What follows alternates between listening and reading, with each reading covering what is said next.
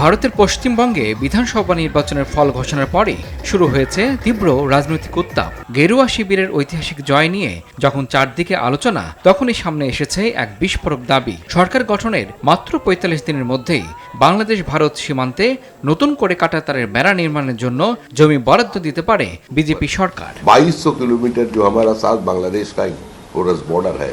ভারতীয় সংবাদ মাধ্যম এনডিটিভির এক প্রতিবেদনে এমনটাই দাবি করা হয়েছে।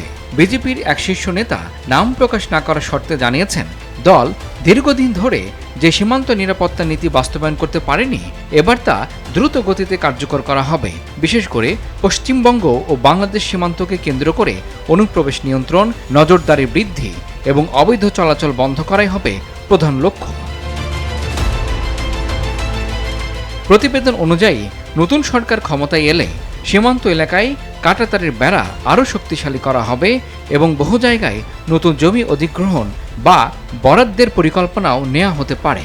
বিজেপি শিবিরের যুক্তি, এটি জাতীয় নিরাপত্তার প্রশ্ন এবং দীর্ঘদিন ধরে সীমান্ত ব্যবস্থাপনায় যেসব অপূর্ণতা রয়ে গেছে, এবার তা পূরণ করা হবে। এই রাজনৈতিক প্রেক্ষাপট ঘিরে ইতিমধ্যে শুরু হয়েছে তীব্র বিতর্ক। তৃণমূল কংগ্রেসের অভিযোগ, এটি একটি রাজনৈতিকভাবে সংবেদনশীল বিষয়কে ব্যবহার করে বিভাজনের রাজনীতি করা হচ্ছে। অন্যদিকে বিজেপির দাবি, সীমান্ত নিরাপত্তা এবং অনুপ্রবেশ রোধ করা একটি সাংবিধানিক দায়িত্ব। বিশেষজ্ঞদের মতে, যদি সত্যি সীমান্তে বড় আকারে বেড়া নির্মাণ ও জমি বরাদ্দের সিদ্ধান্ত নেওয়া হয়, তাহলে তা শুধু পশ্চিমবঙ্গ নয়, পুরো ভারত বাংলাদেশ সম্পর্কেই বড় প্রভাব ফেলতে পারে। কারণ দুই দেশের মধ্যে দীর্ঘদিনের সাংস্কৃতিক ও অর্থনৈতিক সম্পর্ক এই সীমান্তের উপর অনেকটাই নির্ভরশীল।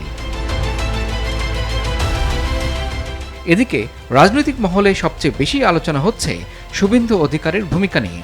বিজেপির অন্যতম গুরুত্বপূর্ণ মুখ হিসেবে তিনি দীর্ঘদিন ধরে সীমান্ত নিরাপত্তা, অনুপ্রবেশ এবং আইন শৃঙ্খলা ইস্যুতে কঠোর অবস্থান নিয়ে আসছেন। সমালোচকেরা বলছেন, নতুন সরকার গঠিত হলে সীমান্ত নীতি বাস্তবায়নে তার ভূমিকা আরও গুরুত্বপূর্ণ হতে পারে। তবে প্রশ্ন উঠছে, কাঁটাতারের এই নতুন যুগ কি সত্যিই নিরাপত্তা নিশ্চিত করবে, নাকি দুই বাংলার মানুষের সম্পর্ক আরও জটিল করে তুলবে? বিশ্লেষকদের একাংশ বলছেন, সীমান্তে কড়াকড়ি বাড়লে অনুপ্রবেশ কমতে পারে, কিন্তু একই সঙ্গে স্থানীয় অর্থনীতি, সীমান্ত বাণিজ্য এবং মানুষের দৈনন্দিন যাতায়াতেও বড় প্রভাব পড়তে পারে। অন্যদিকে সমর্থকেরা বলছেন, এটি সময়ের দাবি, রাষ্ট্রের নিরাপত্তা আগে, সবকিছুর পরে।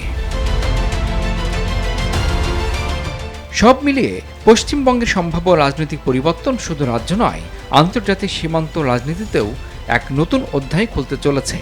এখন প্রশ্ন একটাই, এই ৪৫ দিনের পরিকল্পনা বাস্তবে কতটা কার্যকর হয়, আর তার প্রভাব কত দূর পর্যন্ত গিয়ে পৌঁছায়? ইমরুল হাসান, RTV।